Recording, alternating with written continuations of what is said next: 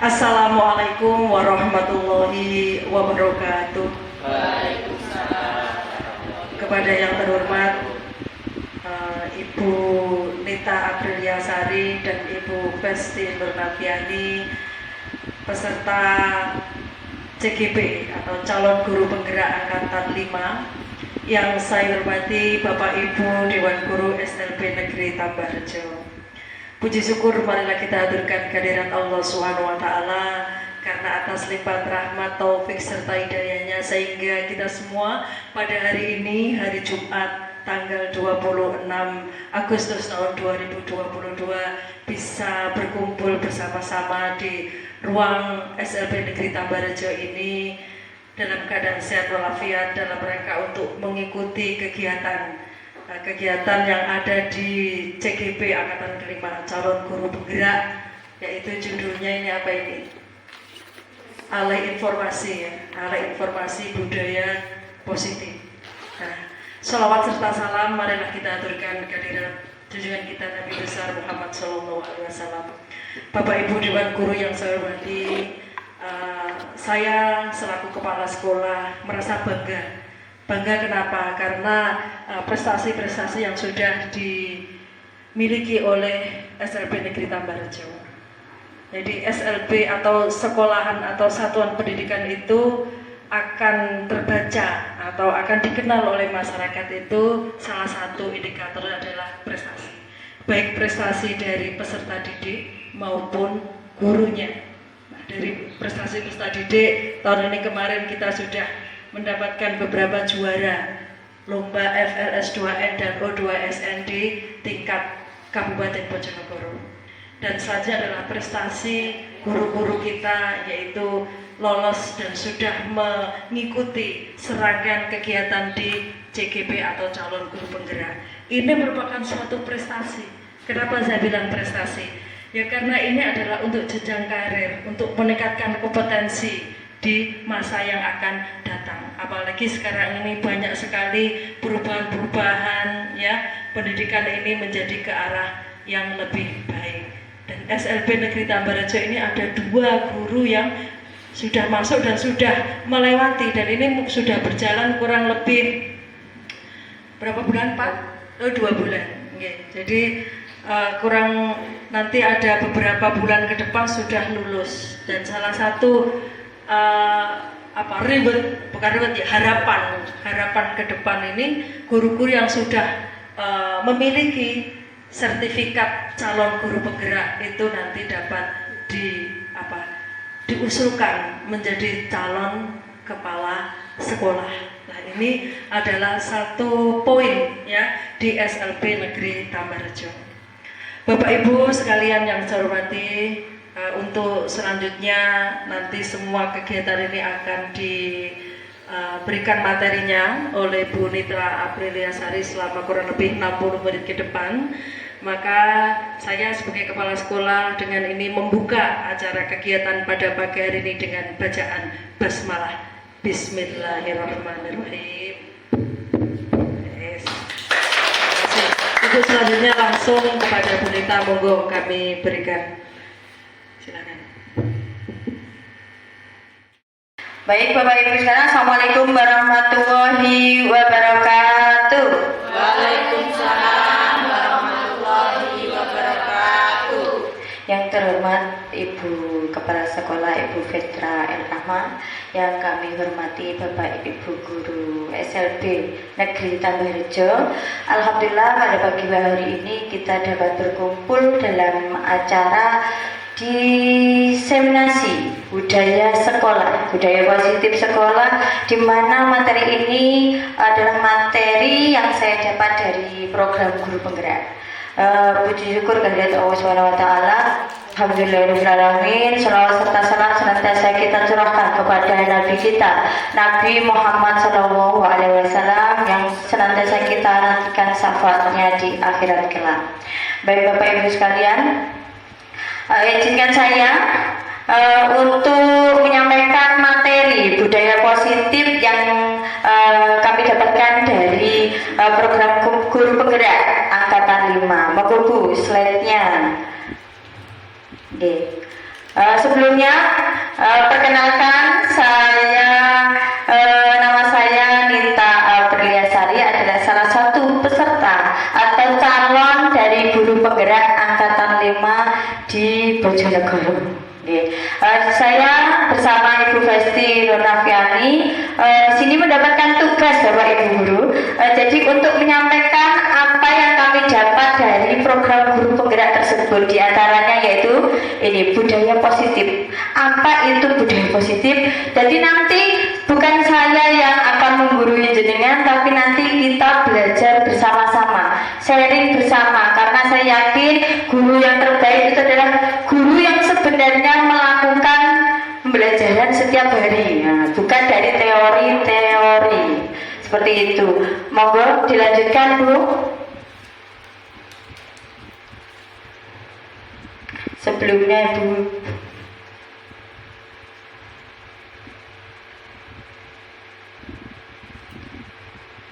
Oh ya, ini sebelumnya kita mengikuti kegiatan diseminasi ini, maka kita sepakati bersama bagaimana nanti 60 menit ke depan, 1 jam ke depan kita melakukan kegiatan ini. Kita sepakati bersama, ada beberapa keyakinan kelas gitu Bapak Ibu. Yang pertama, nanti monggo kalau misalkan ini kurang sesuai bisa diganti dengan yang lain.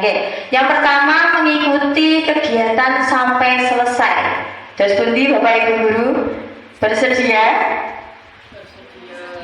Bersedia nggih? Bersedia, alhamdulillah. Yang kedua, saling menghormati dan menghargai pendapat. Setuju? Setuju.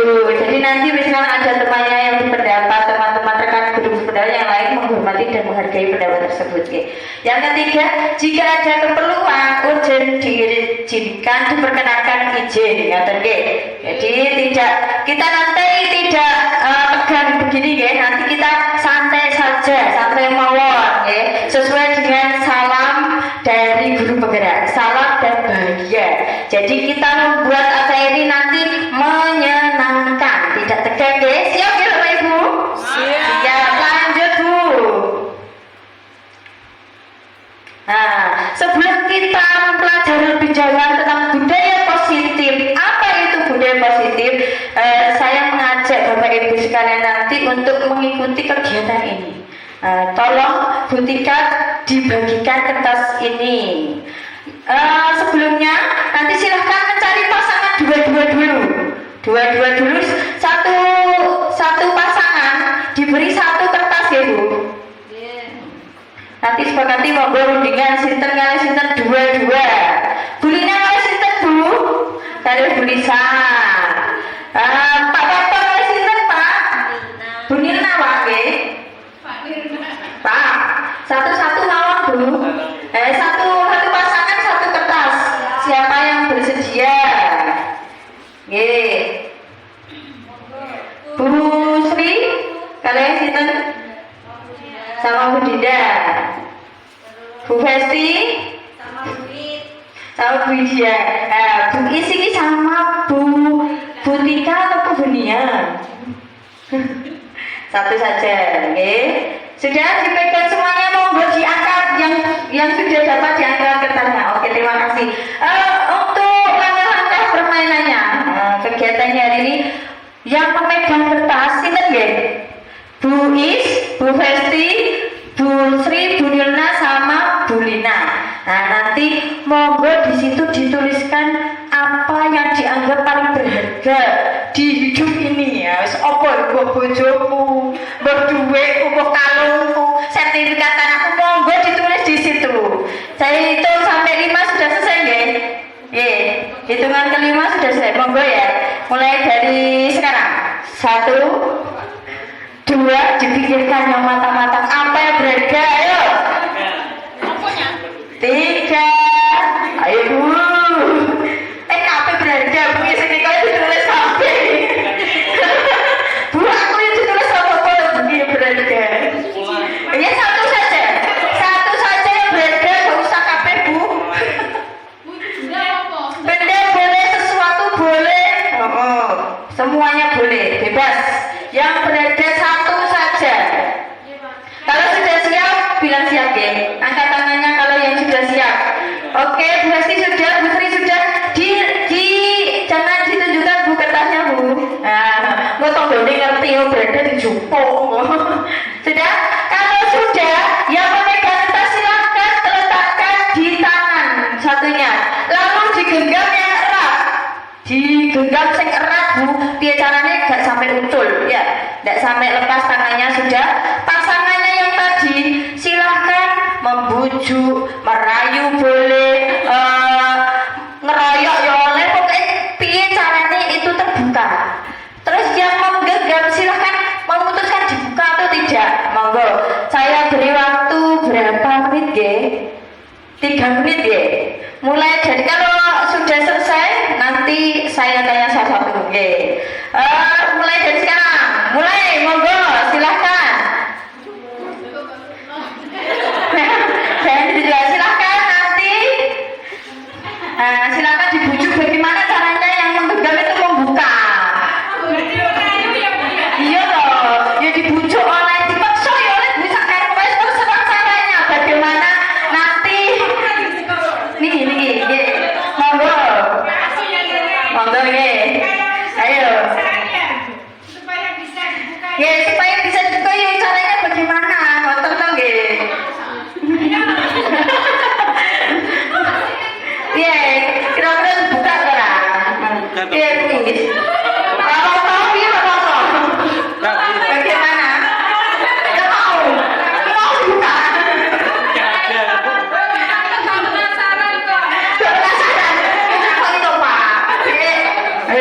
Ini wayu loh. Sudah ya? Sudah. Oke, saya menuju satu-satu. Sekarang Bu Is dulu ya.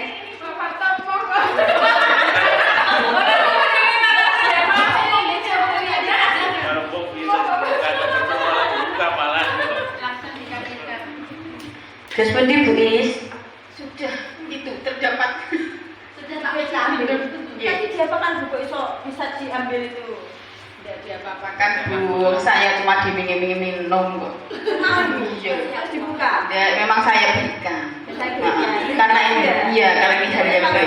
Tidak. Oke. Apa tuh Bu yang berbeda tadi? Anda yang penasaran. Bismillahirrahmanirrahim.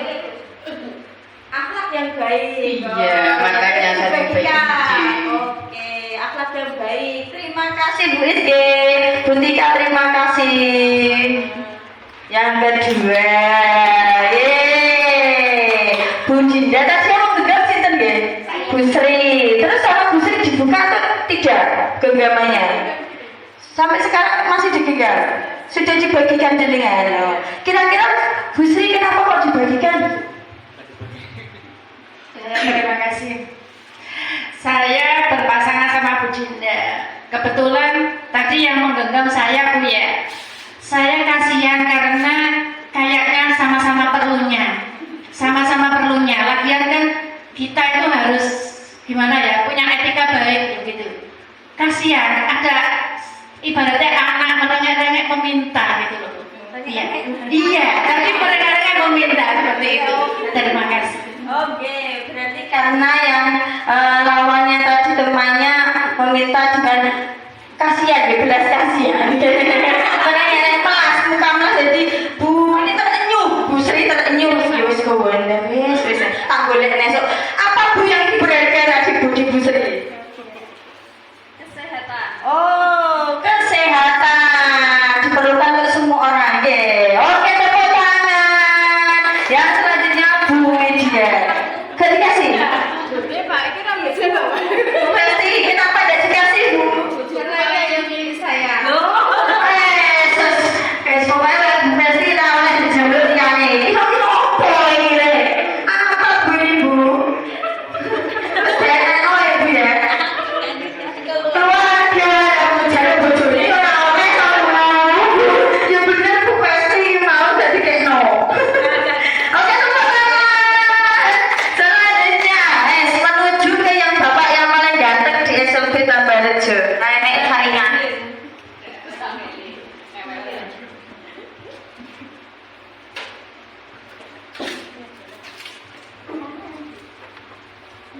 Pak Parto. Terus pundi Pak, sinten yang menggenggam Pak? Bu Nirna. Saya digenggam tuh di atas sampean Pak. Dipegang sampean yang ingin memintanya tadi. Gak berusaha meminta. Orang bujune. Oke sampean pasrah lho Pak ya. Berserah diri lah. Pak Parto berserah diri pada Allah Pak ya. Mana ada rezeki ya teman dhewe ngono Pak ya. Piye Bu Nir? Tadi diminta pedas sampai kaya orang enak atau Bu Nir? Sama Pak Parto juga tidak diminta. Jadi saya juga diminta. Kira-kira apa Pak? Bu Nirna ini Pak Parto kok kayak tertarik ini Pak ya? Lek apa boleh diwaca buku? Oh ya ini sego. Apa ini ya? Paling duit ini. Apa boleh ya berharga? Pendidikan. Oh ya bener Pak Parto wis S1. Ya ora sekolahnya Pak ya wis pintar. Oke teman-teman dan Bu Nirna dan Pak Parto. Yang terakhir Bu Lina dan Bu Lisa. Sinten tadi yang menggenggam? Bu Lina. Terus dulu Ibu dikasih. Bu Lisa minta atau sukarela? Sukarela dikasihkan. Kenapa? Karena penting untuk semua. Penting untuk semua, jadi dikasihkan. Apa Bu itu Bu? Jenengan tadi minta atau menengahi terus dikei kan? Saya lihat saja. Lihat saja, mau aja Bu ya. Dikasihkan. Terus yes. Kesehatan ya berarti tadi Bu Lina menyerahkan dengan sukarela karena memang dibutuhkan semua orang kan Bu. Oke terima kasih tepuk tangan. Oke tadi permainan genggam tangan tadi juga berhubungan dengan kita sebagai manusia sebagai manusia itu kita kira-kira kalau kita memutuskan sesuatu untuk melakukan atau tidak melakukan itu yang kontrol kita sendiri atau yang lain ya Bapak Ibu? Kita sendiri ya. Jadi kalau misalkan kita itu kokoh menggenggam ini apa yang kita yakini kebenarannya, kalau mendapat iming-iming dari yang lain kira-kira diserahkan atau enggak ya? Itu kan tergantung pada diri kita sendiri loh ya. Tidak berpengaruh dengan orang lain, jadi berhubungan dengan apa yang kita yakini. Kalau memang kita apa yang kita punya ini diperlukan orang lain, terus apa yang disarankan orang lain itu masuk akal ya, masuk akal juga dipertimbangkan. Dapat ilmu iya baiknya begitu, ngoten nggih. Oke Bapak Ibu, terima kasih untuk kegiatan genggam tangannya.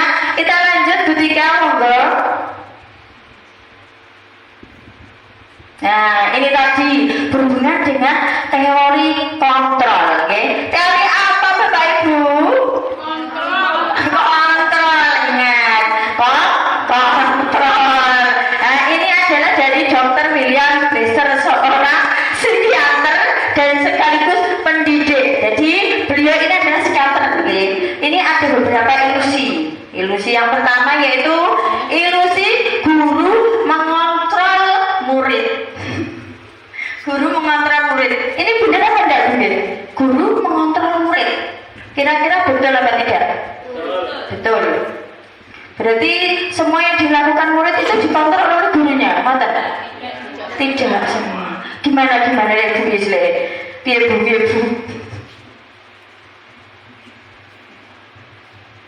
Guru mengontrol murid.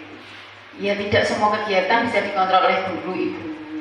Tapi sebaiknya kegiatan yang bisa dikontrol guru itu seperti di sekolah itu seperti pembelajaran atau sifat-sifat sikap yang baik itu bisa dikontrol. Seperti contohnya lagi hal yang tidak bisa dikontrol oleh guru itu kegiatan rumah seperti itu nih. Oke, terima kasih. Ada yang pendapat lain mungkin gak setuju aku nak guru mengontrol murid. Piye Bu? Belisa nih koyo kontrol-kontrol iki seneng lek. Piye Bu? Ini harus hati-hati ya Bu.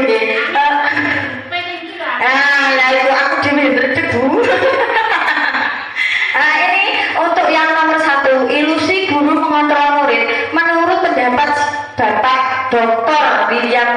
ini begini ya, Bapak Ibu. Jadi selama ini kan kita murid kita anggap yang tidak tahu ya, maksudnya kalau kita mengontrol itu kan kita menganggap anaknya belum bisa ngotot lagi, belum bisa mengontrol dirinya ngotot lagi. Menurut beliau ini ketika sebenarnya setiap manusia itu memiliki keinginan atau di hatinya itu ada motivasi, keinginan. Jadi mereka bersedia diperlakukan seperti itu atau tidak. Menurut beliau ini, ketika kita sebagai seorang guru mengontrol perilaku murid, ternyata murid tersebut itu menyerahkan dalam dirinya itu, dasarnya dia itu pasrahlah begitu ngoten. Jadi murid itu menyerahkan dirinya, membiarkan dirinya untuk diatur oleh gurunya. Ternyata seperti itu kata beliau ini ya. Untuk yang kedua, ilusi bahwa semua penguatan positif efektif dan bermanfaat. Penguatan positif ini seperti apa Bu? Pujian lagi, pujian. Nak iso kalau bisa ini saya beri bintang. Nah, biasanya Bapak Ibu guru kan tahu untuk meningkatkan semangat belajar anak tadi. Terus ada yang penguatan positif lain seperti pujian. Ya bagus, hebat, yang tenang menurut Bapak Ibu, Bapak Dr. William ini ternyata penguatan positif ini tidak selamanya efektif. Jadi untuk jangka pendek memang efektif nih. Kalau jangka panjang nanti terjadi ketergantungan. Mendino bawa misalkan kalau bisa ibu kasih permen, lah kayak polaan permen tuh Bu Mendino. Lah saat semester kayak peko, lagi loh.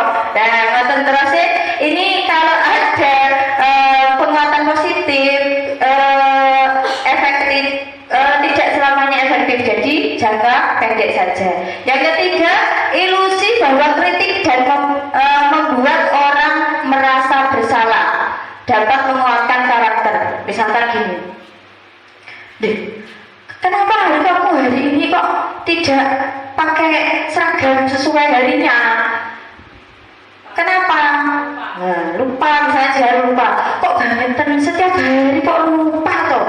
Jadi anak itu kok diceter seperti itu kan merasa bersalah Bu ya. Dalam dirinya kan timbul rasa bersalah, depresi. Menurut ilmu yang dulu seperti itu kan dianggap anak ini setelah dimarahi, diberi hukuman, dikritik, seperti itu diingatkan, anak itu akan menjadi lebih baik. Kata dulu. Kalau sekarang tidak Bapak Ibu. Kalau menurut Dr. William ini, jadi kritik, hukuman itu tidak bisa menguatkan karakter. Hanya ada hal-hal yang tersisa menyakitkan. Di diri anak tersebut membekas. Iling guru biyen nyeneni aku, misalkan dulu diajar siapa diajar Bu Sri, karena Bu Sri misal contoh Bu niki, goblok sak Indonesia Raya. Lah ngoten kan macet ternyata Bu. Iling-ilingan sampai nanti berpengaruh di masa yang akan datang. Gede ini kalau cilik. Wong saya saja itu dulu ada guru saya yang di SMP itu ngajarnya agak ekstrim, itu sampai sekarang saya juga masih mengingatnya dan membekas dalam diri saya. Untuk yang nomor 4, ilusi bahwa orang dewasa memiliki hak untuk memaksa. Ya, itu biasa deh. Menurut orang tua, jadi ngoten toh, nggih. Biasa di rumah anak ini orang dilomongane itu dadi opo? Kan ngoten toh nggih. Ya, ini untuk menurut Dr. William Glaser ini tidak sepenuhnya benar. Jadi anak itu juga punya hak, punya keinginan. Setiap orang melakukan sesuatu itu ada motivasi dan tujuan yang akan dicapai, walaupun itu nanti positif atau negatif. Ngoten nggih Bapak Ibu nggih? Lanjut Bu Tika. Nah, tadi yang pertama kan teori kontrol, nggih. Yang sekarang ini yang kita pakai, yang sudah kita pakai selama ini, yaitu teori behaviorisme ya, dari Pavlov. Nah, ini termasuk teori tingkah laku bagi Bu ya. Teori tingkah laku yang dulunya itu memakai percobaan itu Bu. Anjing pertama diberikan daging kan melen-melen ngoten to nggih.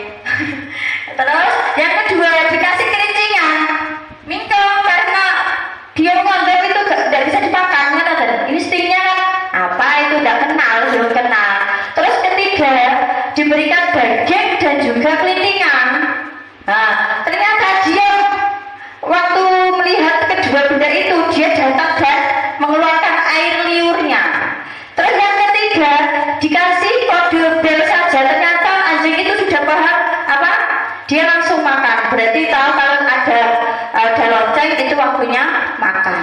Nah, ini adalah teori yang mengajarkan ada stimulus dan respon. Jadi kalau ada suatu tindakan pasti ada penyebabnya. Ngoten to nggih niki. Ngoten. Ternyata ini di materi guru penggerak angkatan 5 ini sekarang diganti paradigmanya, yaitu diganti dengan teori yang tadi. Teori apa ya Bapak Ibu? Teori kontrol. Nah, lanjut Bu. Nah, ini perubahan paradigma. Jadi stimulus respon yang dulu kita pakai setiap hari untuk mengajar murid ya. Ini kita berdasarkan kenapa kita berubah menjadi teori kontrol, karena mempertimbangkan bahwa setiap anak itu memiliki pandangan yang berbeda. Kalau yang stimulus respon itu bisa makan anjing, podo anjing, linding-linding atau semua gitu. Jadi semua diseragamkan ngoten loh yang stimulus respon itu. Yang kedua, semua perilaku kalau teori kontrol itu memiliki tujuan. Tapi kalau stimulus respon, perilaku buruk dilihat sebagai suatu kesalahan. Kalau dikontrol, orang yang salah itu nggak langsung disalahkan gitu Ibu. Jadi ditanya penyebabnya kenapa. Mesti ada alasan nih. Misalkan apa nggak datang terlambat, mesti ada alasan nih. Apa tadi malam melean, malam Jumat atau apa ya. Ngoten nggih. Nah, ini jadi untuk mengubah paradigma kita ke teori kontrol. Yang ketiga, orang untuk stimulus respon orang lain bisa mengontrol saya. Jadi puas serah Yang untuk teori kontrolnya tadi yang kita lakukan tadi, jadi yang bisa mengontrol diri kita adalah diri kita sendiri berdasarkan apa yang kita yakini. Yang selanjutnya di stimulus respon saya bisa mengontrol orang lain, di teori kontrol Anda tidak bisa mengontrol orang lain. Yang bisa kan diri masing-masing. Yang selanjutnya di teori stimulus respon pemaksaan ada pada saat bujukan gagal. Jadi pas mau Bu Sri tadi kan dibujuk sama Bu Melas, saja macam Melas. Kalau itu tidak berhasil, langsung berpaksa jejel, langsung sesuai ngaten to ya. Nah, itu teori stimulus respon. Tapi teori kontrol tidak begitu. Jadi kalau ada anak yang melakukan kesalahan, anak dampingi, ditanya baik-baik apa kesalahannya, kenapa berbuat seperti itu. Jadi tidak langsung disalahkan, berkolaborasi menciptakan pilihan-pilihan alternatif penyelesaian masalah. Misalkan kalau pas waktu ada masalah, pas waktu kegiatan belajar mengajar ada yang makan. Nah, seperti itu. Guru tidak harus langsung menyangkan, sekarang waktunya belajar, ayo itu makanannya disimpan dulu, nanti setelah istirahat boleh dimakan. Nah, kalau dulu kan seperti itu kan, kalau sekarang itu didekati dulu anaknya, ditanyakan kira-kira anaknya disadarkan dulu dia melakukan kesalahan itu. Setelah itu dia diminta untuk mencari sendiri solusinya. Ada pilihan-pilihan, misalkan baiknya gimana ya, apa minyak ditaruh dulu atau apa. Jadi anaknya sendiri yang mencarikan, bukan kita yang menentukan ya. Untuk selanjutnya model berpikir menang kalah lagi salah bener kata dokter. Terus ya, kalau ini model berpikiran menawan, jadi apapun yang dilakukan anak itu bisa dipertimbangkan untuk solusi ya, dan alternatif. Lanjut Bu Tika, boleh sambil ngomong permen Bu. Bagainya ini waktunya memang syahdu sekali.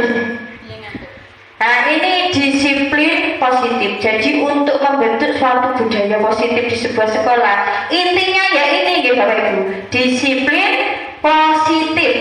Disiplin positif ini kan identik dengan patuh. Nah, gak disiplin itu juga patuh, ada tahu? Berhubungan dengan tata tertib yang ada di sekolah. Nah, ini Bapak pendidikan kita Ki Haja Dewantara menyatakan bahwa di mana ada kemerdekaan, disitulah harus ada disiplin yang kuat. Jadi untuk menciptakan merdeka belajar juga harus di situ diciptakan disiplin positif. Sesungguhnya disiplin itu bersifat self disiplin. Jadi timbul dari kita sendiri yang berusaha sekeras-kerasnya untuk membuat kita disiplin diri kita sendiri. Tetapi kalau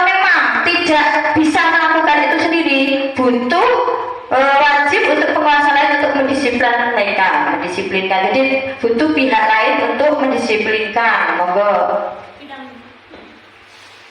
Bagaimana Bapak Ibu? Lanjut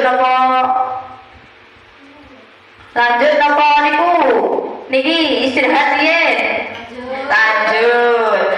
Yang berikutnya, nah ini kita yang tadi teori kontrol tadi, ini berdasarkan apa yang kita lakukan. Nah, itu berdasarkan nilai-nilai kebajikan universal. Apa itu kebajikan universal?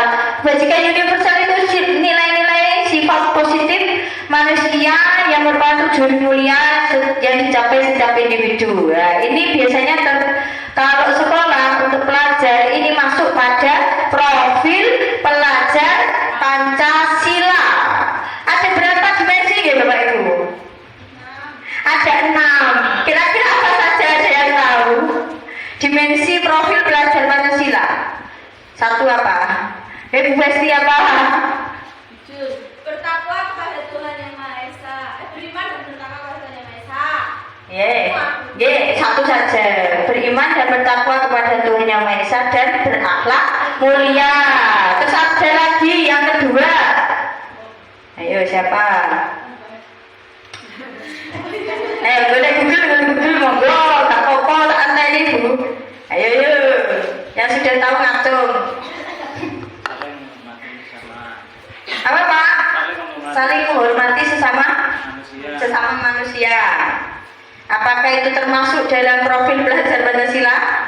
Itu sudah termasuk dalam berakhlak mulia ya Bapak Ibu. Kalau menghormati itu sudah di yang dimensi pertama. Oh disiplin. Sudah buka Google Bu Is? Buka catatan utang Bu Is. Sinyalnya welek. Budin, balik catatan sithik kae.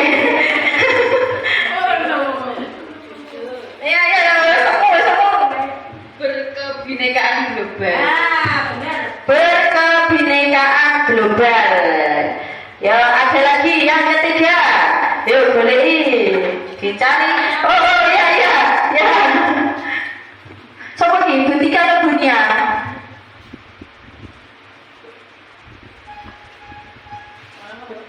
Ketika apa? Kreatif atau kreatif? Kreatif ya, sebagai profil pelajar Pancasila harus kreatif. Lanjut. Oh Bu Sri mandiri, betul gak mandiri gak? Ada lagi?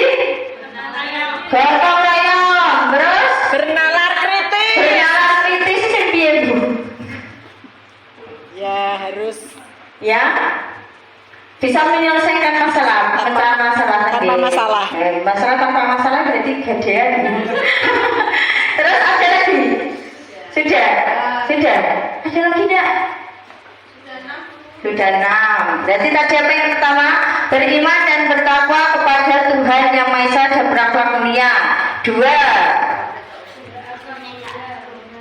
Berkebinekaan global, mandiri, gotong royong, bernalar kritis, kreatif. Ada 6 dimensi. Nah itulah yang dipakai untuk pedoman kita di sekolah, menyusun visi misi sekolah itu dari situ. Jadi untuk merumuskan visi dan misi sekolah diharapkan untuk mewujudkan profil pelajar Pancasila yang 6 dimensi tersebut. Harus dicantumkan ya. Lanjut ketika. Nah ini teori motivasi. Nah, setiap orang itu melakukan sesuatu ada motivasinya tuh Bu. Ada kalau kita lihat di berita-berita itu kalau ada kejahatan pasti motifnya apa? Motifnya apa? Nah, jadi setiap orang melakukan sesuatu itu ada motivasi. Yang pertama misalkan untuk menghindari ketidaknyamanan atau hukuman. Kalau aku nak rata orang ini di sana Ibu Fitra gitu. Nah, contohnya seperti itu. Kalau aku nggak ini, kalau apa jenis sertifikasi kurang mutu. Nah, itu motivasi. Ya, misalkan kalau motivasi salah satu motivasi eksternal itu seperti itu. Yang kedua, untuk mendapatkan imbalan. Nah, contohnya ini tadi seperti murid kita datang ke sekolah. Oh, aku aku dijanjini Bu Guru kemarin kalau datang tepat waktu dapat hadiah. Nah, seperti itu. Misalkan ada motif lagi, misalkan ini, oke ini kan gurune yang cowok kan satu tuh nggih, Pak Pato ini. Nah, aku teko omah nek budal kan ruwaji iki sregep sampe budal mulang. Motivasiku masak sing ayu ben dilirik Pak Parto. Ah, itu juga termasuk motivasi ngono. Tiba ke sekolah, Bapak orang lirik aku. Kecewa. Itu motivasi eksternal. Jadi nek wis kecewa aku sesuk aku ya ora lebih ngesan neh wis kadung mantel lah ya. Yang ketiga untuk menghargai diri sendiri. Nah, kalau ini misalkan ini walaupun ada hukuman, tidak ada hukuman, walaupun ada pujian, ada terus gak reken pokoknya tugasku ngulang ke sekolahnya budal. Oh, ini yang ketiga, ini motivasi internal. Jadi orang terpengaruh dari hal-hal di sekitarnya.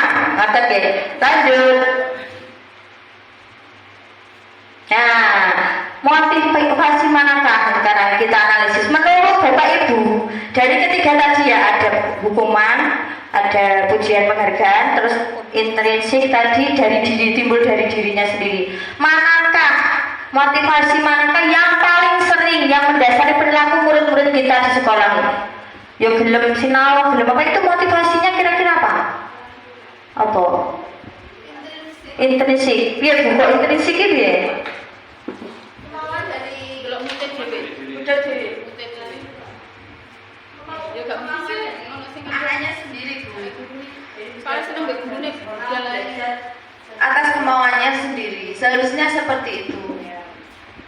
Oke, ada yang lain misalkan kalau tidak disuruh diingatkan tidak masuk atau Bu Widya mungkin deh untuk anak autis kan. Nah, itu terus Bu mau di-sharing. Untuk anak autis kan sepertinya tidak memiliki dan tidak mengetahui memahami sekolah kan ya, berarti kan motivasinya itu dari orang tua seperti itu. Ya kan maksudnya orang tuanya dulu yang datang ke sini, nanti terus kalau sudah ketemu gurunya kan bisa gurunya memberi motivasi. Oke. Ini ada untuk kasus baru ya. Kalau anak autis kan seperti kita pahami bersama, mereka bukan kalau melanggaran itu bukan karena dia tidak sengaja dia ingin melakukan itu, tapi memang mereka tidak paham, belum paham aturan itu seperti apa. Untuk anak yang tunagrita, nah itu seperti ya. Iya Bu. Ini loh ahlinya. Nah tunagrita Bu, anaknya kalau mau belajar itu harus diapakan dulu atau dia sudah sadar muridnya jenengan? Kalau yang pernah saya pegang ya Bu ya, anak tunagrita itu ada yang karena memang motivasinya dari gurunya, dia senang gurunya. Kadang di rumah nanti kalau saya nggak ketemu guru itu seperti itu. Jadi itu yang eksternal ya Bu ya. Internal juga bisa, tetapi saya kira kalau internal itu sesuai moodnya. Kalau moodnya baik pengen sekolah ya sekolah, kalau enggak ya enggak sekolah. Tetapi ya sepertinya gurunya. Oke, terima kasih Bu ya. Untuk di SLB memang seperti itu ya Bapak Ibu. Jadi tidak bisa disamakan dengan anak-anak normal. Kalau anak-anak normal kan mereka memang sudah paham peraturan, dikasih peraturan seperti ini, besok ditaati, terus dilatih untuk timbul motivasi dalam diri mereka. Tapi tidak boleh berkecil hati juga untuk anak SLB juga kalau memang sudah tertanam aturan itu di pikiran mereka, di hati mereka akan patuh dengan sendirinya. Ngoten to nggih, Bapak Ibu nggih. Lanjut. Nah, kira-kira strategi apa yang selama ini diterapkan untuk menanamkan disiplin positif pada murid-murid Anda? Dengan hukuman kah? Dengan iming-iming hadiah? Atau dengan mengajak ngobrol sebagai teman? Dibujuk? Dan sebagainya. Butika, piye Bu? Murid jenengan untuk menumbuhkan disiplin positif, disiplin ini murid jenengan. Oke, monggo. Saya kira jawab pasti. Monggo Bu. Bu. Pengalamannya mawon selama ini strateginya disebut untuk meningkatkan disiplin anak. Bisa disiplin. Duduk saja ini kan juga disiplin loh Bu. Mau mengerjakan tugas itu kan juga disiplin, gitu. Jadi jangan bayangkan disiplin itu seperti anak-anak normal di sana, yang tertib sesuai aturan, nggak tenang. Jadi dari SLB kan ya yang sederhana-sederhana saja, monggo. Untuk mengajarkan disiplin pada anak caranya pakai hukuman kasar ini sama ini. Ngawasinya dilakukan. Ya dikasih reward Bu. Kasih bener penguatan. Ya penguatan.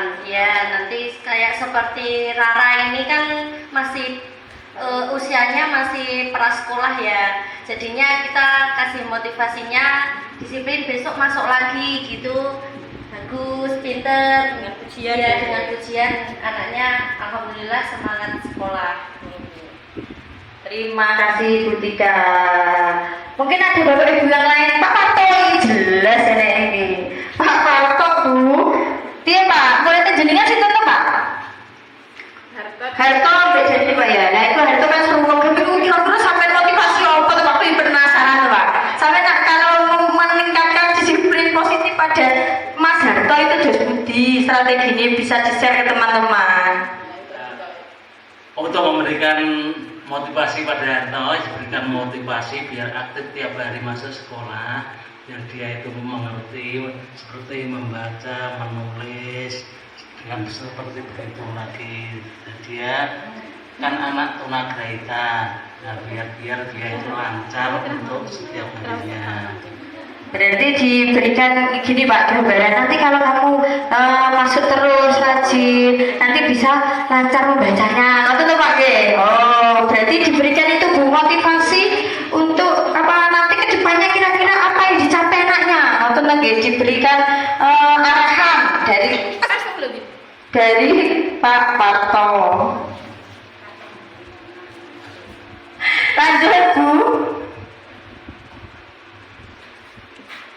Nah, nilai kebajikan apa yang Anda rasakan penting saat ini untuk ditanamkan pada murid-murid Anda di kelas? Dari 6 tadi Bu, satu saja Pak. Satu. Kira-kira sih paling urgent kalau muridku ini apa? Apa berakhlak mulia, apa bertakwa dan religius atau mandiri sih? Nah itu kan masing-masing orang kan beda-beda lagi. Setiap anak itu mempunyai kebutuhan belajar masing-masing. Atau lagi kira-kira apa Bu Nila atau Bu Nila? Penasaran suaranya dari tadi tidak ada. Bu, ada apa Bu?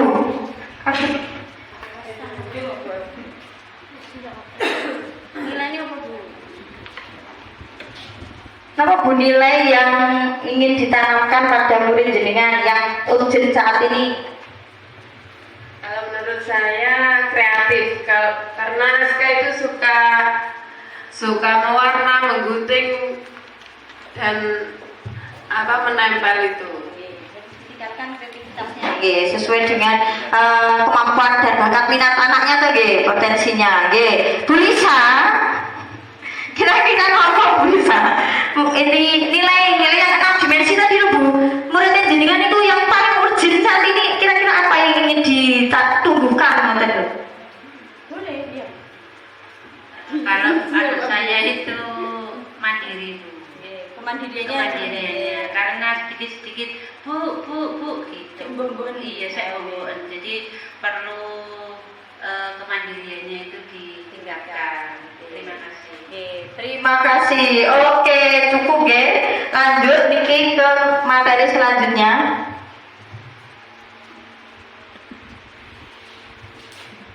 Nah ini hukuman dan penghargaan. Menurut Alfikon mengemukakan baik penghargaan maupun hukuman adalah cara mengontrol perilaku seseorang yang menghancurkan potensi untuk pembelajarannya sesungguhnya.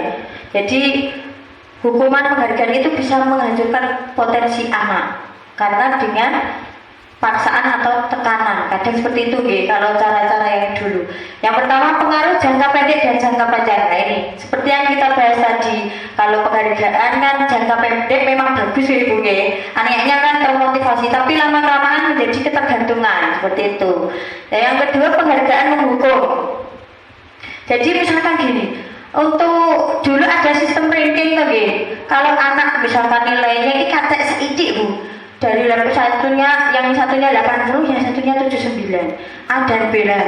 Anak yang mendapat 79 ini merasa terhukum. Karena seidik mana terus dia menjadi motivasinya menurun.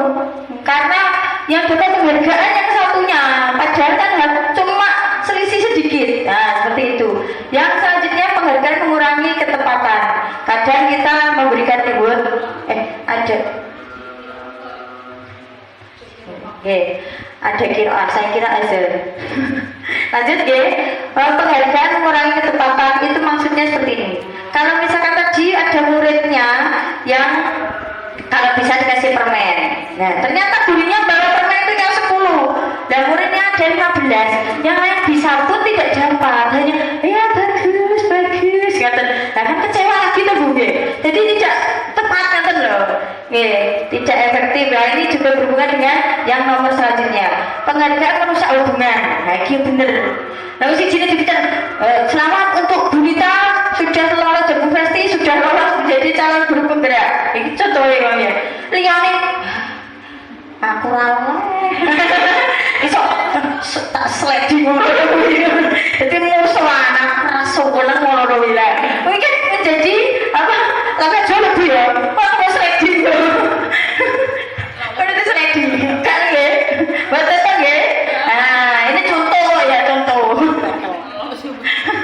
Lanjut, penghargaan menurunkan kualitas. Nah, ini juga. Jadi kualitas berjalan. Anak yang pertama misalkan 1, 2, 3 kali masih semangat. Saya bosan tuh Bu. Mah, aku wis ora seneng mek kuwi, gendiriane sing larang. Nah, kayak menurunkan kualitas belajarnya. Yang selanjutnya penghargaan mematikan kreativitas. Ini juga. Tadi seperti tadi, anaknya yang misalkan kelompok 1 kalau sudah diberikan iming-iming, yang lain kalau kelompoknya ini melihat anggotaku kok mempergewir, ya ini penak, terus akhirnya menurun dengan sendirinya, mesti kalahin ada kelompok yang satunya seperti itu. Yang lanjut penghargaan mengurangi motivasi intrinsik. Nah, motivasi intrinsik kan dari diri kita lagi. Kalau ada berarti kan motivasi eksternal, ya ekstrinsik mau, jadi mengurangi motivasi intrinsik pada kita. Apa yang kita lakukan itu mau arep-arep dipuji, kalau cuma ingin diberi hadiah, katanya. Lanjut Bu Tika. Nah, ya ini ada berapa tindakan guru. Kira-kira ini termasuk yang hukuman atau konsekuensi. Kalau gini, kalau hukuman itu anaknya langsung hukum kata loh Bu, wes salah hukum, tergantung hukumnya, tergantung ngomongin tarik gurunya, karena apa, wes jeblak ngomongin gurunya lagi. Yang konsekuensi ini tergantung pada peraturan yang sudah dibuat. Nak gak ini ya terus masih berhubungan ya terus.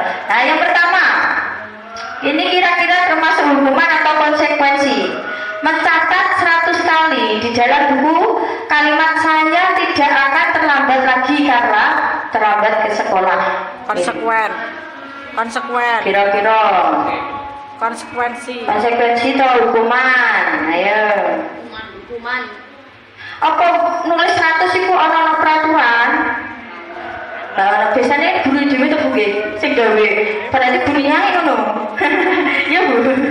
Ada peraturan yang nomor betul Bu. Ada. Biasanya paling ke bunyinya pengalaman biar SMA-nya tahu kalau nulis ngono tahu Bu. Ya Bu, tahu. Nah, kira-kira itu hukuman atau konsekuensi? Hukuman ya, karena tidak ada hubungannya antara kalimat tersebut dengan dia terlambat. Yang kedua, lari mengelilingi lapangan basket 2 kali karena terlambat lagi. Hukuman terlambat kita dapat lain kasih kasih dosinau ya. Yang ketiga, murid diminta push up 15 kali karena tidak menggunakan masker. Hukuman lagi, menggantikan kertas tugas teman yang telah dicoret-coret. Ganti kan kertas kancane coret-coret DE. Akhirnya untuk mengatasi itu kan anaknya disuruh mengganti. Berarti apa? Konsekuensi masih berhubungan lagi. Yang berikutnya membersihkan tumpahan air di meja tulis karena tersenggol pada saat belajar. Konsekuensi. Meminta murid tidak mengenakan sepatu seharian Nyukuman, nyeker sedino. Terus kira-kira anaknya kalau diperlakukan seperti itu bisa tambah baik atau depresi atau tambah dendam ya? Kalau dulu kan sistemnya tambah baik. Kalau menghadapi anak yang sekarang berbeda. Kalau anak sekarang itu pola pikirnya berbeda. Dikerasi tambah coklat atau boleh ya? Tambah teman. Yang lanjutnya lari mengelilingi lapangan basket 2 kali karena terlambat 10 menit untuk pelajaran PJOK.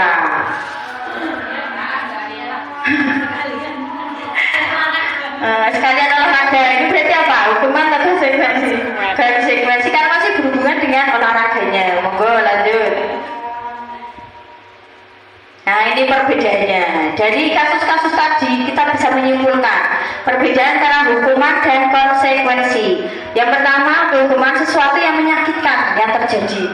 Orang-orang juga menulis kan menyakitkan tadi. Yang kedua, sesuatu yang harus terjadi. Yang memang karena tadi dia mencoret-coret buku temannya juga harus mengganti biar itu tidak terjadi masalah lain lagi. Kok ibu ke sekolah tambah ngelabrak tuh ya. Untuk penyelesaian itu. Yang berikutnya membuat anak sakit baik fisik maupun hatinya. Jadi yang untuk konsekuensi membuat anak merasa tidak nyaman saja dalam jangka waktu pendek, tapi lama-kelamaan dia akan melupakan. Terus anak membenci kedisiplinan gara-gara hukuman. Yang konsekuensi anak menghargai disiplin. Yang selanjutnya hukuman itu bersifat paksaan, kudu dilakoni. Nah, kalau konsekuensi itu stimulus respon tadi loh. Terus yang berikutnya mendorong anak menyakiti diri sendiri. Kadang itu dipelorot dewi, kalau mau ayu, gurine muasi tok. Anaknya jadi pelotor ya, kan menyakiti diri sendiri. Yang konsekuensi mendorong anak agar mudah menyelesaikan diri.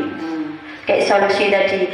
Yang berikutnya diri anak menjadi buruk kalau hukuman. Kalau konsekuensi anaknya menjadi lebih baik. Yang berikutnya anak belajar untuk menyembunyikan kesalahan. Biasanya kalau anak melakukan kesalahan itu moro-moro delik-delik bu ya. Sembunyi-sembunyi tuh guys kalau melakukan kesalahan. Karena tahu nanti kalau dia ketahuan itu jelas hukum mana loh. Oke. Tidak semua ya. Kebanyakan seperti itu dulu.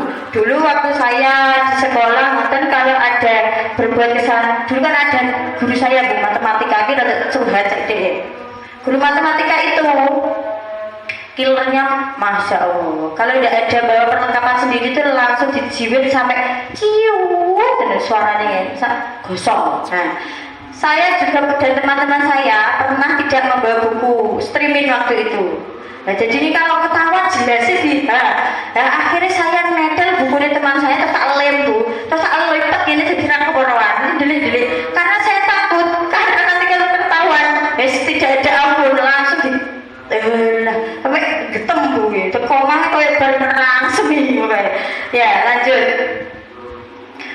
Ini marah, rasa bersalah, dipermalukan, merasa tak dihargai kalau hukuman. Kalau konsekuensi kehilangan hak, dibuat tidak nyaman, diasingkan untuk sementara. Paling dirasani temani nggak tadi. Lanjut. Nah ini keyakinan kelas. Ini adalah istilah yang baru. Kalau yang CGP angkatan sebelumnya itu masih kesepakatan kelas. Kalau sekarang ini namanya ganti lagi, keyakinan kelas. Apa tuh buku yakin ini loh opo? Apa itu keyakinan kelas? Keyakinan kelas itu nilai-nilai tadi bu, yang dimensi profil pelajar Pancasila itu yang mana yang disepakati bersama. Disepakati bersama di kelas, terus dijadikan acuan untuk melakukan kegiatan untuk membentuk karakter anak tersebut. Kayak tadi Bu Lisa, anakku ini kan ada pertimbangan tuh begini, panjang lebar kondisi anak masing-masing, terus disepakati bersama. Oh mandiri sih, ngatain. Gitu. Terus lanjut tahapan menciptakan program kebajikan ini. Keyakinan kelas ini caranya yang pertama nilai kebajikan apa yang akan ditentukan bu. Tadi ada 6, pilih siji sih, tidak banyak-banyak. Untuk SLB kan sederhana dulu. Satu saja apa, kemudian lalu diajak, maksudnya tanya jawab boleh orang tuanya. Anaknya kalau bisa diajak membahas ini ya, komunikasi dengan warga sekolah juga. Baru nanti disempurnakan terus ditetapkan nilai ini. Nah, dibuat keyakinan kelas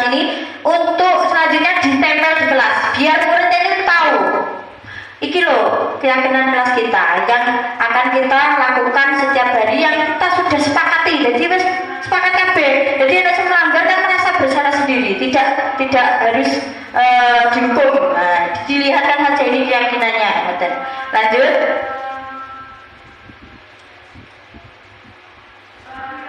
Nah, ciri-ciri keyakinan kelas. Sama dengan peraturan kode kita gitu. Nah, keyakinan ini bersifat abstrak daripada peraturan yang lebih rinci dan konkret. Nah, jadi lebih umum, bukan mandiri.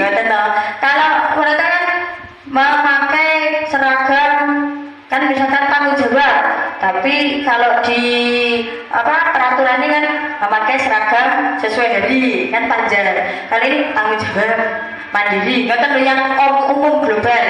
Terus keyakinan berupa pernyataan universal, global universal. Terus senantiasa dibuat dalam bentuk positif. Jadi tidak ada kata tidak terlambat sekolah, diganti masuk sekolah tepat waktu. Katakannya diganti positif, tidak ada kata tidak atau jangan, Nah, ini selanjutnya keyakinan kelas sebenarnya tidak terlalu banyak. Muridnya bingung, jadi sedikit-sedikit semester ini berapa. Ya, anak kalian ya bingung ya. Terus keyakinan kelas sebaiknya di sesuatu yang dapat diterapkan di lingkungan. Jadi konkret ada hubungannya dengan kemampuan anak tadi. Ya. Terus semua warga kelas sebenarnya ikut berkontribusi membuat keyakinan tidak ditentukan gurunya dewi. Ibu ya oleh bijak. Kira-kira ibu bijak orang tua muridnya.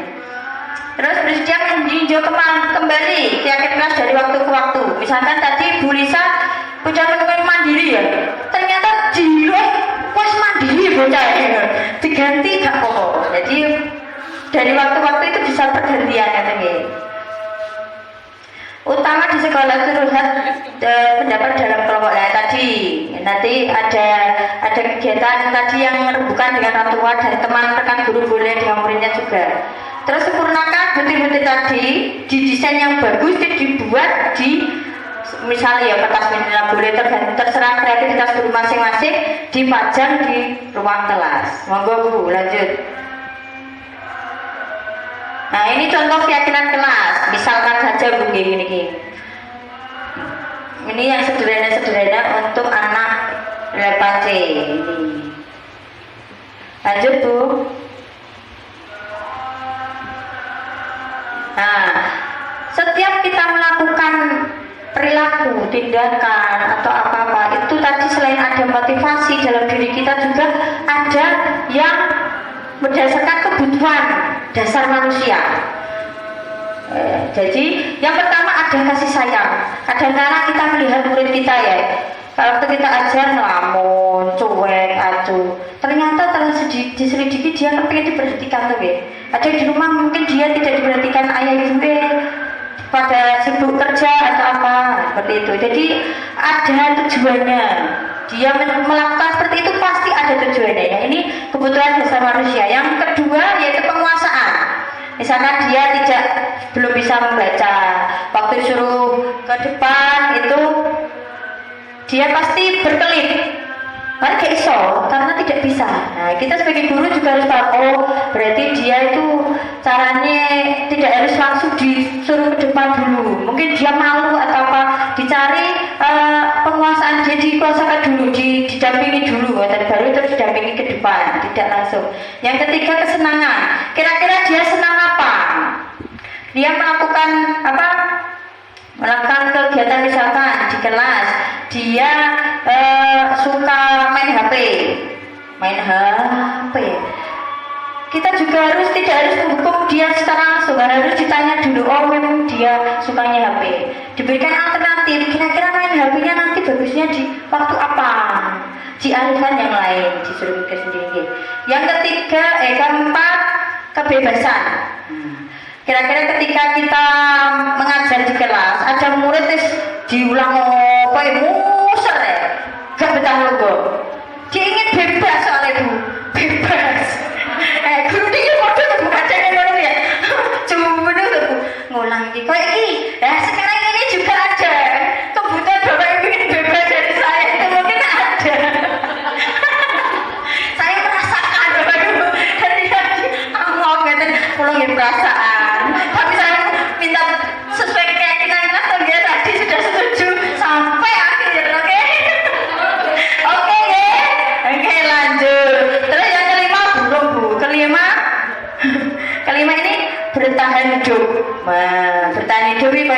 ya boleh duit mergawe ngoten lho Bu. Nggih. Terus butuh mangan waktu pelajaran ini menengah ternyata ditanya lapar. Nah, itu termasuk bertahan hidup. Itu. Lanjut. Nah, ini karena sudah siang ini gambarnya tak sesuai no Bu, tak sing ganteng ayu-ayu beneran ngantuk. Oke, sesuai ini ora mau kayak tak padane ngene sing blolong ini Bu. Yang pertama, kita sebagai guru cara menumbuhkan disiplin positif pada anak kita itu ternyata ada 5 posisi kontrol. Yang pertama penghukum, kedua membuat orang merasa bersalah, yang keempat sebagai teman, yang kelima pemantau, yang keempat pemantau, kelima manajer atau kontrol. Kira-kira kita termasuk yang mana? Monggo Bu, lanjut. Nah, ini silakan disimak videonya. Ini ada pembeda antara kelima tadi. Kira-kira yang sama kita lakukan itu kita kontrol seperti apa? Salam bahagia Ibu dan Bapak guru hebat. Dalam penerapan disiplin positif restitusi, salah satu program yang dikembangkan adalah 5 posisi kontrol. 5 posisi kontrol dalam restitusi adalah proses perjalanan seorang pendidik agar dapat mengenali dirinya. Pada video kali ini, kita akan membahas tentang 5 posisi kontrol yang dikembangkan oleh Diane Gosser dan contoh penerapannya. Monggo disimak ya, Bapak Ibu. Ini ada contoh. Yang pertama adalah 5 posisi kontrol itu adalah 1. Posisi penghukum. 2. Posisi pembuat merasa bersalah. 3. Posisi teman. 4. Posisi pemantau atau monitor. Dan 5. Posisi manajer. Untuk lebih memahami kelima posisi tersebut, mari kita saksikan kasus Naren yang terlambat hadir 20 menit di sekolah dan melihat bagaimana kelima posisi kontrol dalam menghadapi masalah tersebut.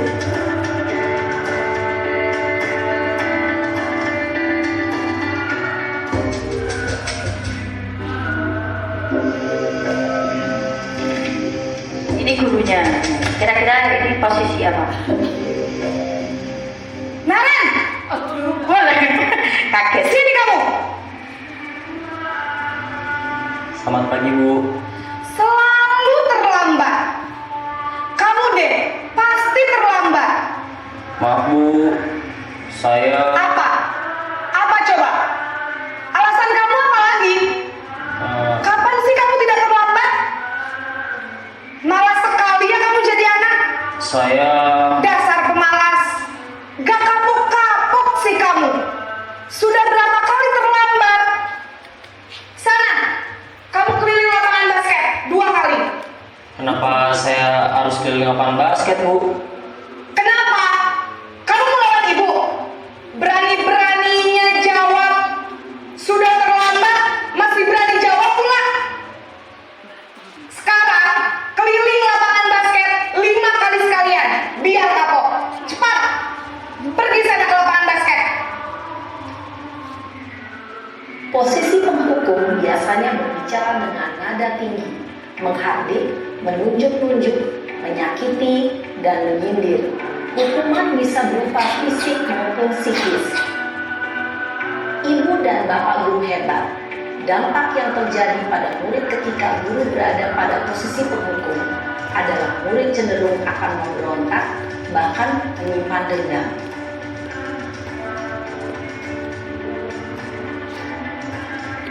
Posisi kedua, membuat rasa bersalah.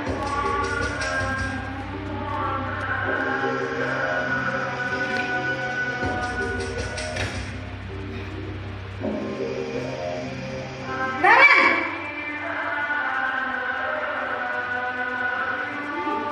Selamat pagi Bu. Naren. Ini kita perhatikan. Terlambat lagi, nak. Ya, Kata-katanya lebih halus. Kamu senang ya bikin ibu susah ya? Kalau kamu terlambat lagi, nanti ibu yang ditegur bapak kepala sekolah, nak. Disangka ibu tidak bisa membina kamu. Duh, gimana ini? Maaf Bu,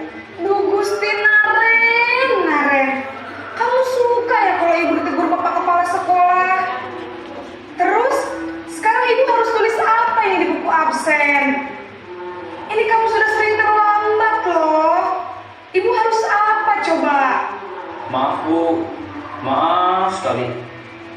Ya sudah, lain kali jangan bikin ibu susah lagi ya nak ya. Ibu tidak akan kuat lagi kalau kamu begini terus. Bisa jantungan kalau ibu ditegur bapak kepala sekolah. Sana cepat ke kelas. Maaf ya Bu, maaf sekali. Posisi pembuat rasa bersalah berbicara dengan nada tenang, cenderung lembut, namun kata-kata yang diutarakan membuat murid merasa menjadi orang yang gagal, memandang buruk dirinya sendiri, merasa tidak berharga, dan tidak sanggup membahagiakan orang lain. Ketika guru mengambil posisi pembuat rasa bersalah, murid akan menganggap dirinya yang bersalah dan ia akan menyimpan emosi negatif tersebut di dalam dirinya.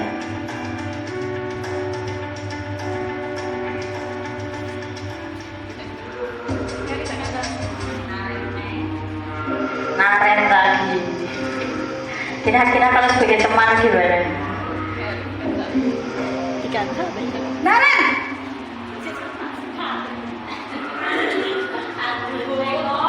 Selamat pagi Bu. Wah, sudah jam berapa ini nak? Terlambat lagi ya sayang. Iya Bu, habis ibu saya lupa membangunkan saya Bu. Kamu malah menyalahkan ibu kamu. Kamu bukannya anak yang larinya paling kencang. Kok terlambat sih? Iya Bu, saya memang terlambat bangun tadi. Jadi biarpun saya lari kencang, tetap gak kekejar Bu. Ya sudah sana, nanti lain kali larinya lebih kenceng lagi ya. Biar gak terlambat lagi. Bikin seneng ibu, demi ibu. Bisa kan? Bisa lah Bu. Ya sudah sana masuk kelas. Ibu beresin urusan absen kamu. Kamu ini ada-ada saja. Dalam posisi teman, guru berbicara dengan nada suara ramah, akrab, cenderung bersenda gurau untuk menjaga suasana tetap santai. Murid akan merasa senang, aman, dan akrab dengan guru. Identitas yang tercipta adalah identitas sukses atau berhasil. Namun, perlu diingat, karena ini masih dorongan eksternal, maka ada faktor ketergantungan dari murid kepada orang tertentu. Di sini guru absennya, sehingga di lain waktu murid bisa berperilaku baik, namun hanya kepada orang-orang tertentu saja.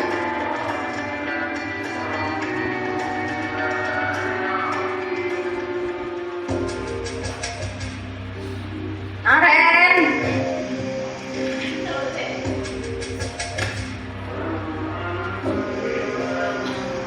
Naren!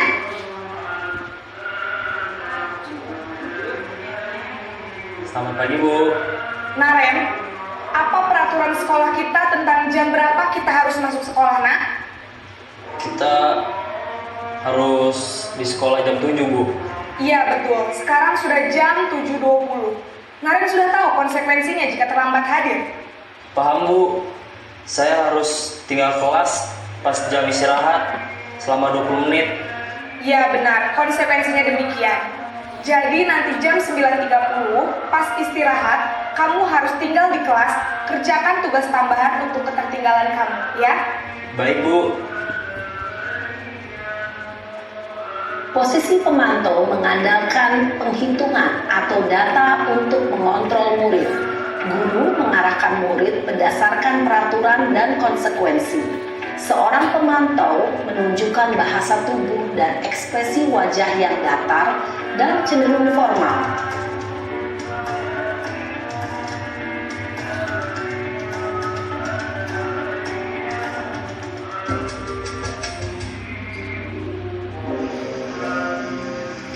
Posisi terakhir sebagai manajer. Naren!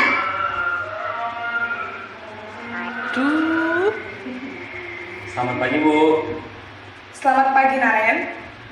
Maaf Bu, saya terlambat. Iya, sekolah masuknya jam 7, sekarang sudah jam 7.20. Jadi sekarang bagaimana ini, Naren? Maaf Bu, saya lupa setel alarm saya semalam. Baiklah, menurut kamu, keyakinan sekolah yang mana yang perlu kamu tingkatkan? Menghargai diri sendiri dan orang lain mungkin ya Bu. Setuju. Jadi, apakah Naren meyakini prinsip saling menghormati tersebut? Iya Bu, saya meyakininya. Apakah Naren bersedia memperbaiki masalah keterlambatan ini? Bersedia Bu. Bagaimana kamu akan perbaiki masalah keterlambatan ini? Saya akan coba untuk tidak lupa menyetel alarm saya Bu. Baik, kalau Naren lupa menyetel alarm di rumah, ada orang yang kira-kira bisa bantu mengingatkan tidak? Ada Bu, kakak saya, Kak Emma. Ada lagi selain Kak Emma? Selain Kak Emma, ada ibu saya. Baik, jadi yang mengingatkan Naren adalah Kak Emma dan ibu kamu ya? Kira-kira akan mulai setel alarm kapan nih Naren? Setelah pulang sekolah, akan segera saya lakukan. Baik, jadi Naren akan setel alarm untuk bangun besok pagi dan akan diingatkan oleh kakak dan ibunda Naren ya. Ada lagi yang mungkin perlu dilakukan Naren agar tidak terlambat bangun lagi? Tidak ada Bu. Baik Naren, terima kasih untuk kerjasama kamu. Sekarang kamu perlu kembali ke kelas untuk belajar. Baik Bu, terima kasih.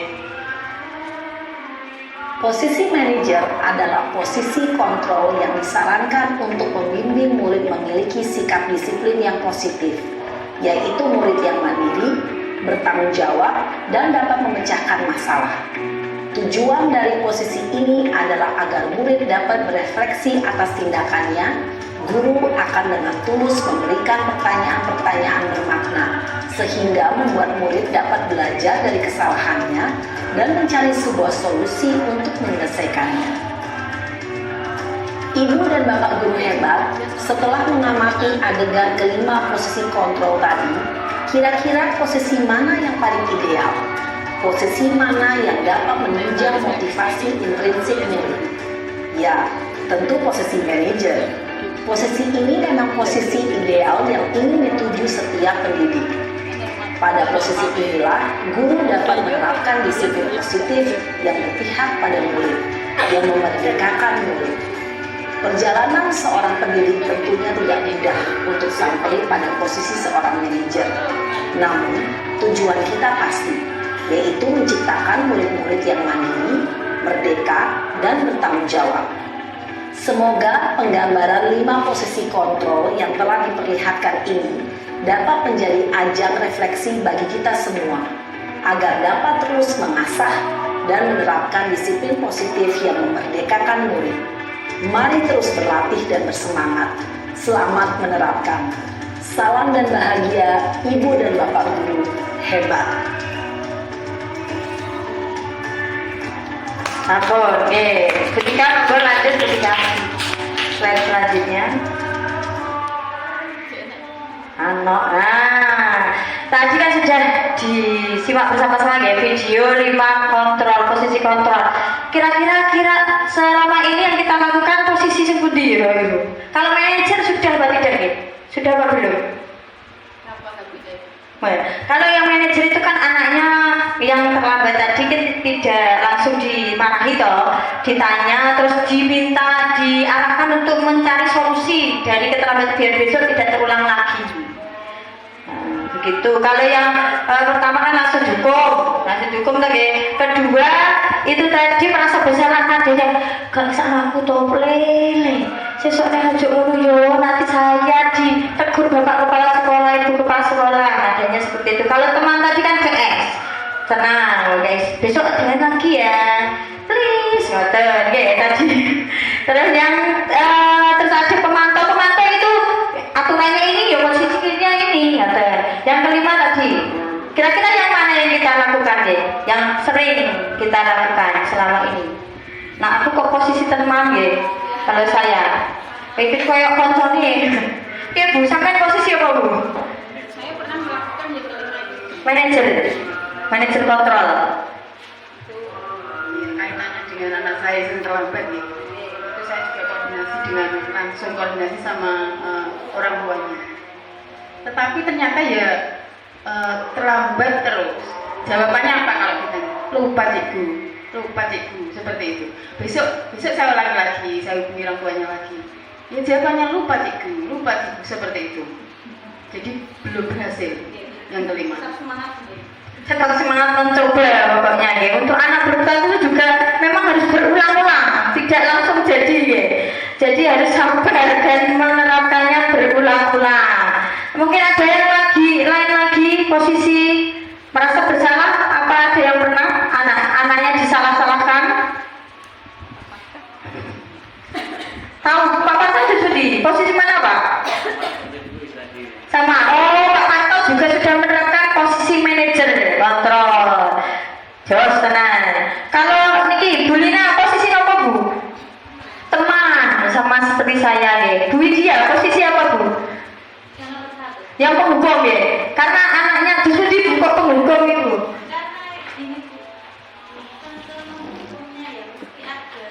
Paksaan apa? Penegasan.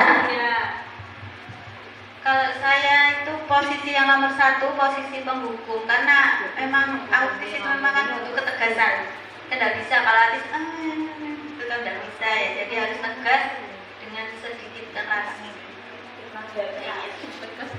Nada keras ya. Jadi tadi untuk Bu Widya masih pada posisi penghukum. Nah, ini untuk apa? Rekomendasi dari program guru penggerak ini disarankan untuk bagaimana caranya ya sedikit demi sedikit anaknya dibangunkan dulu untuk melaksanakan posisi kontrol yang manajer ngaten nggih Bapak Ibu nggih. Diusahakan atau berusaha dulu. Jangan langsung pesimis dulu anakku ora ngene masakan aja ngene. Ngono sing ora dilakoni ya. Dicoba dulu nggih. Nah ini kekuatan nada suara apa yang tersampaikan dari sebuah pesan. Jadi misalkan nada jangan, kalau kata-kata jangan kan biasa. Kalau nadanya jangan, tapi ambil posisinya begini, anaknya kan itu daripada jangan ya tenang gitu. Jadi apa yang kita kalimat yang kita sampaikan pada anak-anak didik kita itu tergantung nada dasar suara ini. Dan juga yang paling berperan 55% itu ini Bu, bahasa tubuh dari motornya berbicara, tangannya berbicara ya. Jadi itu perlu dikontrol, kita mengontrol biar anaknya tidak trauma atau depresi. Oke, lanjut. Nah ini tadi sudah ya, lanjut. Tadi sudah di video. Nah ini jadi ada 5 posisi kontrol tadi ya Bapak Ibu. Yang pertama apa ya? Penghukum, pembuat rasa bersalah, teman, pemantau, dan manajer. Monggo nanti bisa dipelajari sendiri. Nanti saya kasih filenya nih. Lanjut. Nah ini untuk penyelesaian disiplin tadi ada yang istilahnya segitiga restitusi. Ini jadi ada tahapannya Bapak Ibu. Misalnya ada anak yang terlambat, itu tidak langsung kamu dihukum gini-gini. Ada tahap-tahapannya ini yang menurut teori ini. Yang pertama aja Bu, ini segitiga restitusi. Oh, foto restitusi Bu. Lanjut Bu, Tika. Nah, restitusi adalah menciptakan kondisi bagi anak untuk memperbaiki kesalahan mereka sehingga mereka bisa kembali pada kelompok mereka tanpa malu. Jadi ada karakter yang lebih peluang. Proses kolaboratif mengajarkan murid untuk mencari solusi masalah sendiri. Jadi bukan kita yang memberikan solusinya, tapi anaknya diajak kira-kira berpikir apa penyelesaian dari masalah tersebut. Lanjut. Nah, ini ciri-cirinya. Jadi bukan untuk menebus kesalahan, tapi dia belajar untuk belajar dari kesalahan dari yang dia lakukan. Jadi fokus pada solusi yang akan dibuat. Mengembalikan murid yang berbuat salah tersebut bisa kembali ke temannya tanpa rasa minder dan diri dan merasa bersalah. Lanjut. Nah ini tahapan restitusi yang pertama, stabilkan identitasnya. Ini berbuat salah, ini kata-katanya tuh kata-katanya Bu. Berbuat salah itu tidak apa-apa nak, tidak ada manusia yang sempurna hanya Allah. Nah itu termasuk pada tahap menstabilkan identitas dan lain sebagainya. Lanjut untuk tahap selanjutnya, yaitu validasi tindakan yang salah. Nah ini kesalahan yang dilakukan itu divalidasi tahap kedua ini. Padahal dengan kata-kata seperti ini, padahal kamu kan bisa melakukan yang buruk lagi. tapi kamu melakukan ini, kenapa kira-kira? Maksudnya diumbul sik Bu ya, baru ditakoni. Jadi kalau anaknya disangka dulu, dia tidak akan jujur Bu ya. Lanjut. Nah ini tahapan menanyakan keyakinan karena tadi sudah berdua sudah bilang apa. Tadi di sini dibuat keyakinan kelas dari solusi tadi. Solusi alternatif pilihan-pilihan tadi dibuat keyakinan kelas itu disepakati bersama seperti yang manajer tadi dan dilakukan. Lanjut Bu.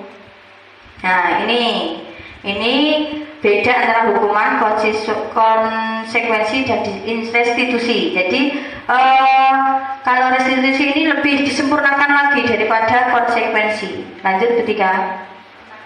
Nah ini budaya. Oh kemana Pak? Oke, monggo Pak. Budaya positif sekolah. Nah, dari yang kita pelajari tadi itu mulanya nanti kita menciptakan budaya positif sekolah. Nah, dari keyakinan kelas, per kelas bagus-bagus, dibentuk dari kesepakatan bersama, sudah dilaksanakan, membrek ke teman kelas yang lainnya, dan bergabung menjadi sebuah kebiasaan-kebiasaan positif, terus akhirnya menjadi budaya positif, budaya di sekolah, okay? Jadi budaya positif sekolah. Lanjut. Nah, sudah. Terima kasih. Kira-kira dari apa yang saya sampaikan tadi, mungkin ada yang masih kurang paham, bisa ditanyakan. 2 pertanyaan saja, karena waktunya sudah ini menginjak ke sholat Jumat. Monggo, Bu Tika, monggo. Bu, saya mau bertanya, apa tujuan dari masing-masing tahapan restitusi tadi? Restitusi. Ketika tadi menanyakan kira-kira kok tahapan menurut dibuat apa atau Bu? Apakah boleh diwalak-walik atau terus apa tujuannya itu? Ya ada pertanyaan kedua langsung, monggo nanti jawabannya langsung. Siapa? Bu Nilna, monggo.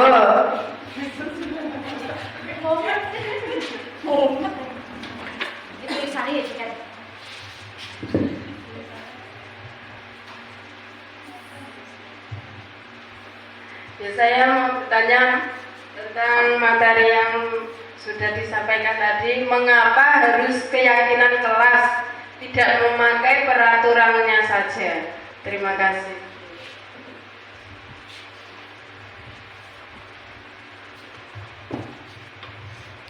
Terima kasih Bu Nilna atas pertanyaannya.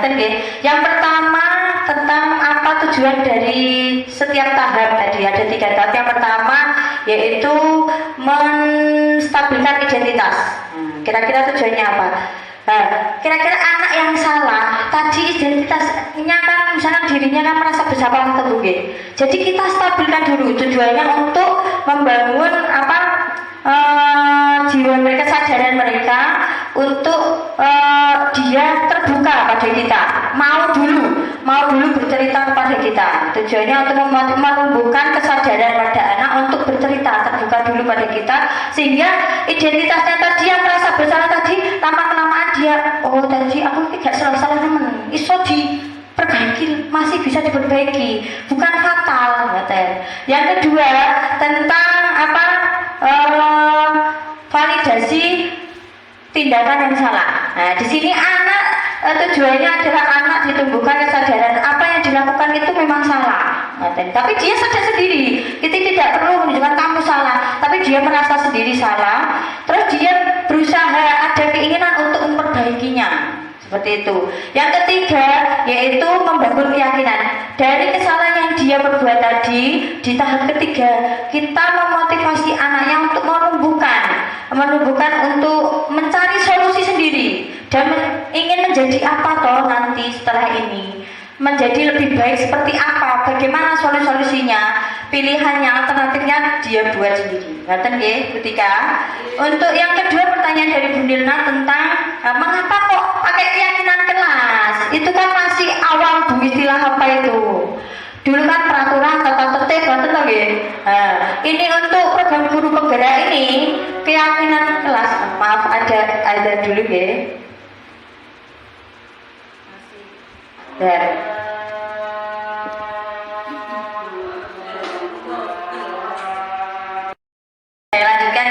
pengajarnya sudah selesai.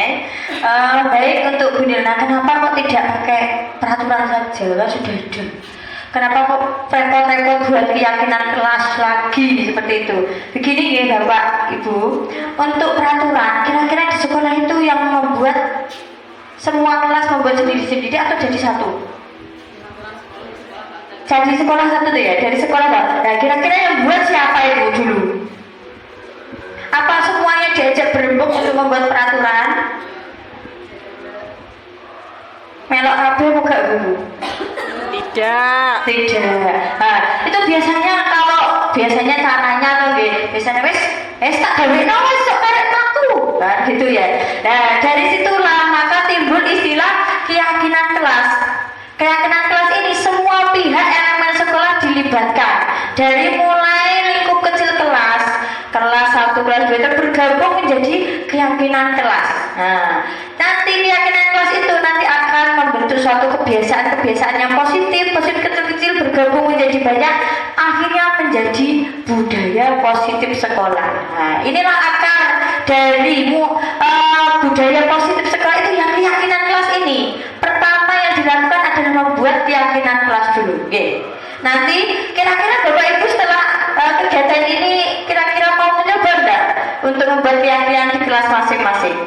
Kira-kira mau Alhamdulillah, nanti dicoba di kelasnya masing-masing yang dari hal yang sederhana dulu. Nanti kalau sudah bisa bertukar pikiran antar rekan bisa nanti menciptakan, kita harapkan nanti kan budaya positif di sekolah kita kan menjadi meningkat lebih bagus lagi dari sebelumnya begitu Bapak Ibu? Siap siap. Alhamdulillah, dari saya cukup sekian. Semoga apa yang saya sampaikan tadi dapat bermanfaat untuk Bapak Ibu dan juga sekolah kita nanti semakin maju dan jaya SMP Negeri Tambelrejo semakin bermutu dan berkualitas.